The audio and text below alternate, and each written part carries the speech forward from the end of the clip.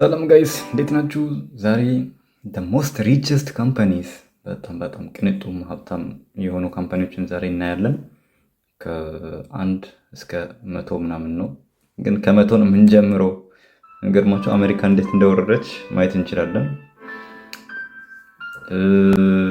አርቢሲ ካናዳ ኢንስቲትዩት 97ኛ የአሜሪካ ናት። ኔዘርላንድ አለች። ሞርጋን ስቴንሌይ ዩናይትድ ስቴትስ። ኦኬ ኢንዲያ 42 ቢሊዮን። ጀርመኒ ሲመንስ ዩናይትድ ስቴትስ አሁንም ዩናይትድ ስቴትስ። ቴክሳስ ኢንስትሩመንትስ 144 ቢሊዮን። ዩበር 145 ቢሊዮን። ዲዮር ፍራንስ። ቻይና ኮንስትራክሽን ባንክ 148 ቢሊዮን። አሜሪካን ኤክስፕሬስ 149 ቢሊዮን። ጀነራል ኤሌክትሪክ አሜሪካን። ዩናይትድ ስቴትስ ነው። ኦስትሪያ ኤችፒ 153 ቢሊዮን። ፍራንስ ቶታል ኤነርጂ ፍራንስ ነው 155 ቢሊዮን፣ ግን ያንሳል። ባንክ ኦፍ ቻይና 77ኛ ላይ 156 ቢሊዮን አለ።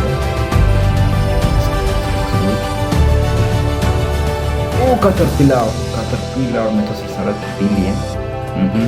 ቻይና አለች፣ ተወዳዳሪ ናት። ኤምጂ ቬሪዞን አሜሪካ በቃ እነሱ ብቻ ናቸው። እነሱ ብቻ ነው የሞላው። ቁጥር ተቆጥሮ አለው። ኢንዲያ ዋው ታታ ኢንቴል አሜሪካ፣ ዲዝኒ አሜሪካ፣ ነህር አሜሪካ። አግሪካልቸር ባንክ ኦፍ ቻይና 187 ቢሊዮን። ቻይና ሞባይል 185 ቢሊዮን ሞባይል። ቻይና አሊባባ 126 ቢሊዮን ዘጠኝ።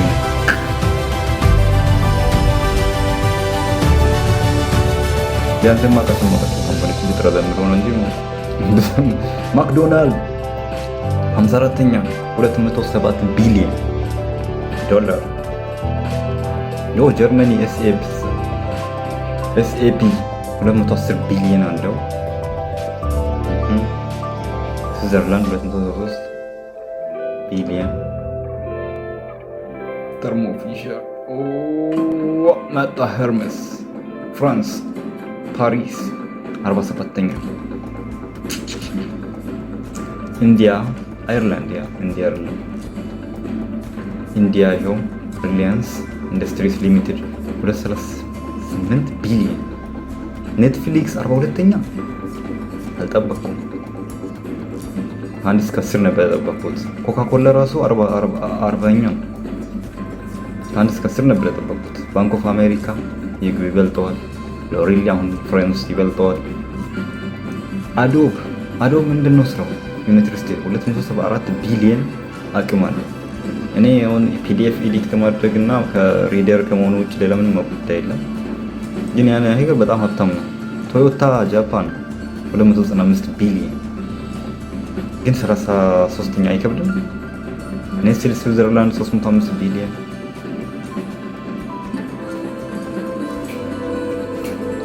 አሜሪካ ብቻ ነው በቃ።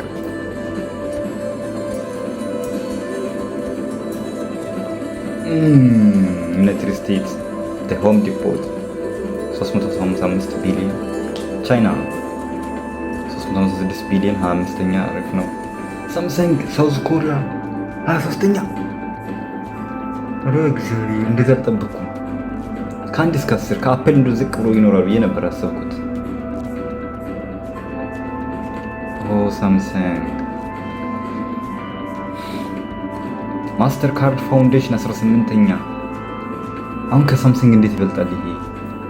ዋልማርት 17ኛ አሜሪካ ነው። ዩናይትድ ሄልዝ ግሩፕ አሜሪካ ነው በቃ።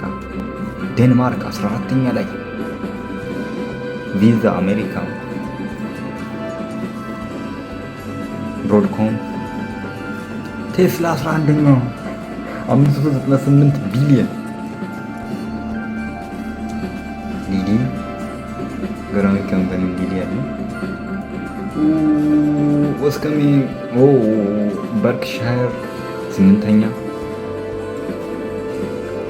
ሜታ 7ኛ 1.6 ትሪሊየን፣ ኢንቪዲያ 1.6፣ አማዞን 1.76 5ኛ፣ ጉግል 4ኛ፣ ሳውዲ አራምኮ 2ኛ፣ አፕል 2ኛ፣ አፕል ማይክሮሶፍት 1ኛ 3.01 ትሪሊየን። ማይክሮሶፍት የአሜሪካ ነው። አፕል የአሜሪካ ነው። 2.92 ትሪሊየን ዶላር። አመሰግናለሁ። ከዚች እንዴት ነው አሁን 3 ነጥብ ምናምን ትሪሊየን ከሚባል አንዳንድ ሚሊዮን